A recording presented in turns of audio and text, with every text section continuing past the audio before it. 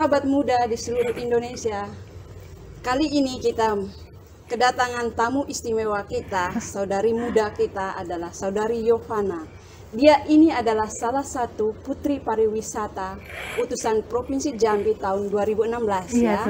Tahun 2016. Dan dia termasuk 10 besar untuk Indonesia, putri pariwisata Indonesia. Nanti kita akan mendengarkan sharing dia berbagai kisah bagaimana pengalamannya sebagai putri pariwisata dan juga bagaimana kesan dan perasaan dia sebagai orang Indonesia juga sebagai orang Jambi khususnya. Bagaimana Yovana? Halo Suster. Apa kabar hari ini? Luar biasa. Luar biasa. Semangat ya, kamu muda di seluruh Indonesia semangat. Lihat cantiknya saudari kita Yovana ini. Sama cantik ada Suster. Ya, terima kasih Yovana. Ya, kali ini kita mau menanyakan lebih dalam lagi tentang Yovana, tentang bagaimana dia bangga sebagai orang Indonesia. Bangga nggak Yo sebagai orang Indonesia? Sangat bangga kan, katanya kita ada yang 100% Katolik, 100% Indonesia. Jadi kita harus benar-benar sebagai umat Katolik kita juga benar-benar mencintai Indonesia dan turut terlibat dalam pembangunan Indonesia juga. Iya. Apa sih yang membuat kamu betul-betul bangga sebagai orang Indonesia? Kita ini kaya, Suster. Jadi Indonesia itu, apalagi Indonesia memiliki 1340 suku. Namun di tengah kekayaan dan perbedaan suku itu, kita tetap akur, tetap saling bekerja sama, tetap satu, yaitu Indonesia. Nah, itu kehebatan kita Indonesia itu. Banyak bahasa, tetap ada bahasa pemersatu, bahasa Indonesia, saling bekerja sama, sampai Indonesia udah kuat dan maju sampai sekarang. Iya, ingatkan kita punya Sumpah Pemuda ya. Ya, satu bangsa, satu bahasa, yaitu bahasa Indonesia. Betul sekali. Ya, kamu kan pernah menjadi putri pariwisata utusan Jambi. Tentunya kamu banyak tahu juga ya tentang pariwisata yang ada di Indonesia. Khususnya karena kali ini kita memperkenalkan kekayaan dan juga keindahan Sumatera. Mungkin kamu ada yang tahu apa saja tempat-tempat pariwisata yang bagus yang bisa dikunjungi di Pulau Sumatera atau mungkin khususnya di Jambi ini. Oke. Jadi buat teman-teman di luar sana, Jambi itu sangat-sangat kaya. Dan jika kalian ingin mencari sesuatu yang memang menantang kalian bisa mengunjungi banyak kabupaten-kabupaten yang ada di Jambi. Salah satunya beberapanya seperti Kerinci, Merangin. Terus kita kalau di kotanya, kita juga saya bakal ngajakin Suster nih yang lebih dekat nih di sini. Kita ke Gentala Arasi. Di samping Gentala Arasi ada Tanggorajo. Di situ benar-benar salah satunya tempat pariwisata yang mencerminkan kebinekaan itu sangat indah. Seperti kita ketahui, Gentala Arasi itu memiliki sejarah Islami yang sangat kental. Namun kita juga yang walaupun umat beragama lain tetap menikmatin pariwisata itu. Iya, itulah hebatnya itu. Iya. Karena walaupun di sini mayoritasnya Muslim, tapi mereka terbuka juga Jambi ini dengan agama lain. Toleransinya kuat. Iya.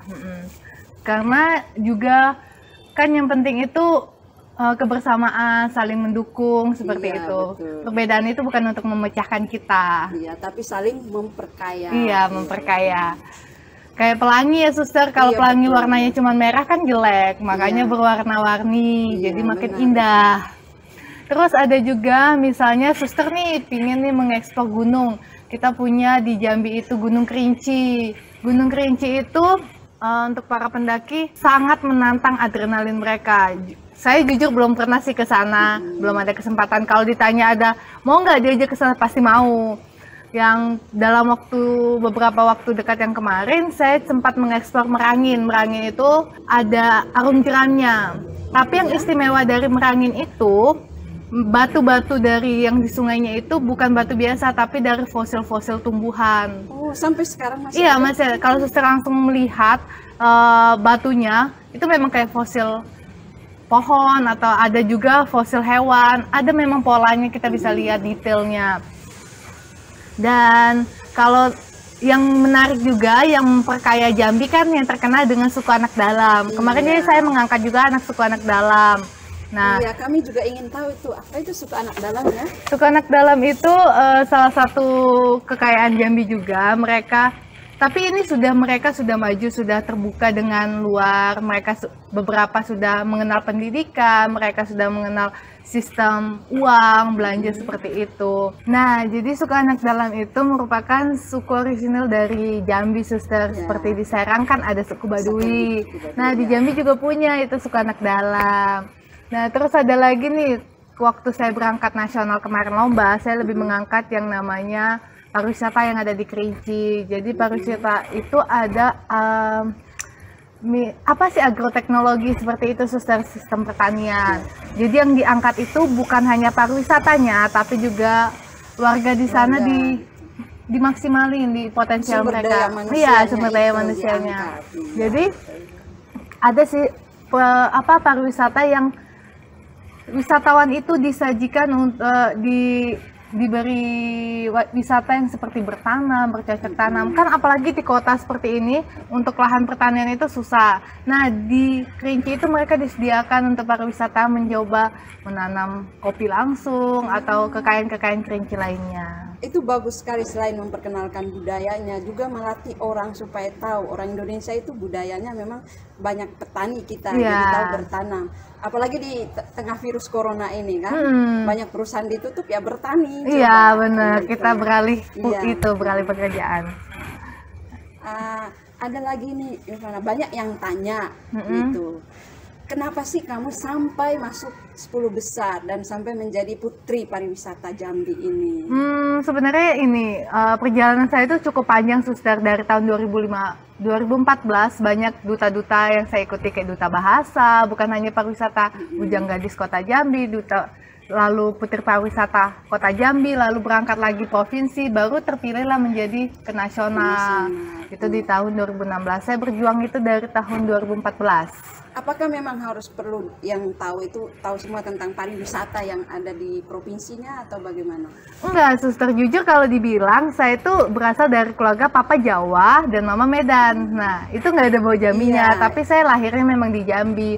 Nah, dulu saya sempat mikir, kalau kita punya dorongan yang kuat, pasti kita bakal untuk ada semangat. Seperti misalnya, saya ikut ke kegiatan seperti ini, dituntut untuk memang belajar tentang Jambi. Kalau nggak ikut, pasti saya, malas lah ngapain belajar kayak gitu. Nah, karena ada dorongan kuat harus memang tahu itu, saya mencari tahu, dan banyak juga sebelum berangkat, saya mendapat pelatihan-pelatihan dari dinas kota dan dinas provinsi. Iya, akhirnya kamu kan diperkaya, jadi kamu lebih tahu Jambi.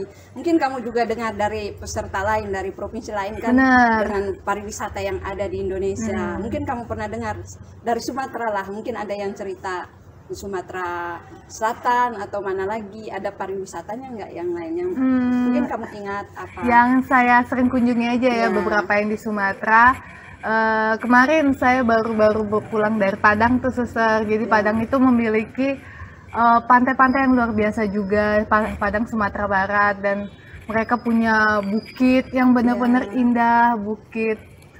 Lalu kalau di Palembang kita punya mereka Sungai Musi yang seperti itu, dan Pulau Kemarau, jembatan Ampera, bukan? Jembatan Ampera yang kalau di Jambi Gentala, kalau di sana terkenal. Lalu kayak seperti saya punya cita-cita pingin ke Lampung, eksplor Lampung katanya pantainya bagus banget, cuman belum sempat, apalagi di tengah pandemi seperti ini, kita belum bisa ya untuk mengeksplor wisata yang ada di Indonesia. Tapi bukan berarti kita tidak cari tahu.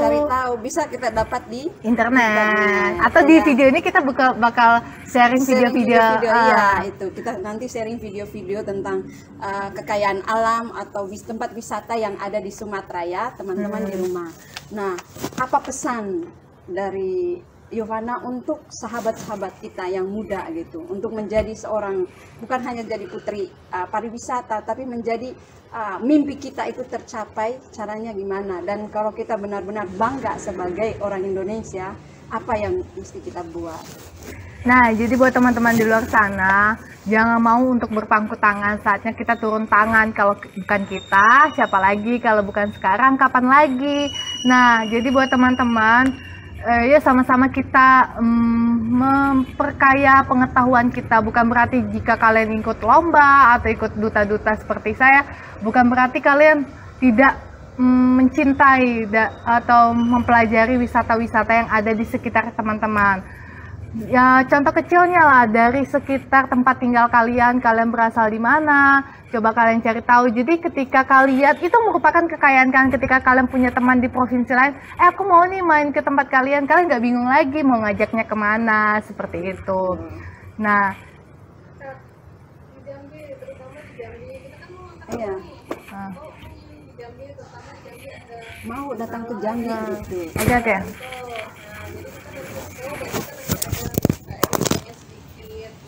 Envy? Oh ya, oke.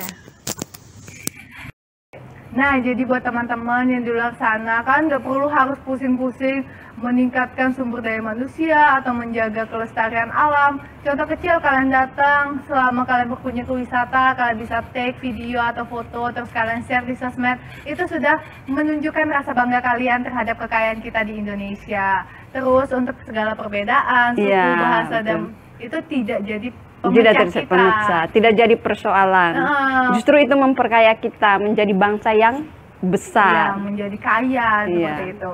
Nah, khususnya saya benar-benar bangga atas saya menjadi orang muda Katolik Jambi. Ya, betul. Dan kami, bentuk bangga kami akan memperkenalkan wisata-wisata yang khususnya ada di kota Jambi. Kalian gak perlu ribet untuk datang ke Jambi, karena akses dari bandara atau tempat-tempat yang kalian kunjungi nanti itu hanya hitungan menit.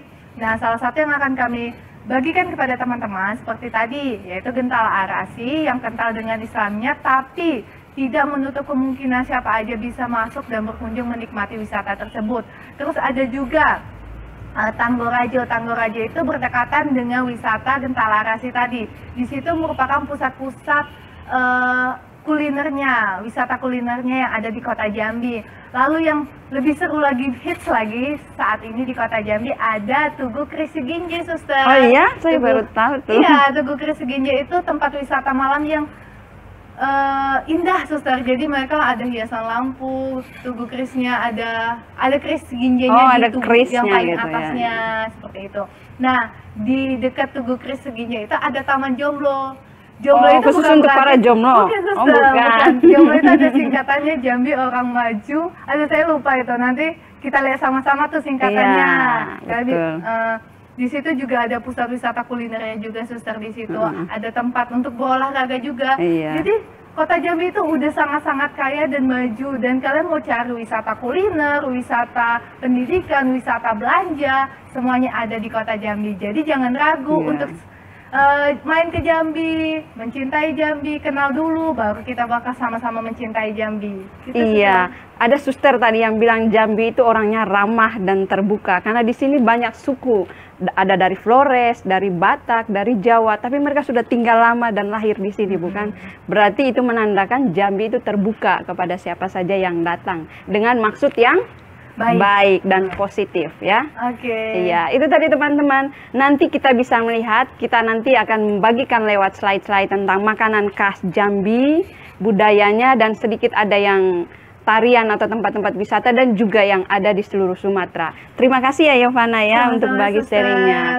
Ingat teman-teman yang ada di luar sana, kaum muda, apa pesan Yovana tadi, bahwa walaupun kita berbeda tapi kita satu, kita adalah Indonesia. Kita adalah Indonesia, kita patut bangga. Bangga kita sebagai orang Indonesia bukan hanya dengan kata-kata, tapi juga dari perbuatan kita. Kalau kita sebagai pelajar tentunya kita harus rajin belajar. Kalau memang kita belum bisa jadi putri pariwisata, kita bisa memperkenalkan pariwisata kita dengan tadi itu sosial media. Jadi tidak perlu merasa bahwa saya ini bukan siapa-siapa. Semua kita punya kemampuan dan talenta tersendiri. Mari maju jadi anak Indonesia yang hebat, berani dan hebat seperti kata Yovana. Terima kasih teman-teman.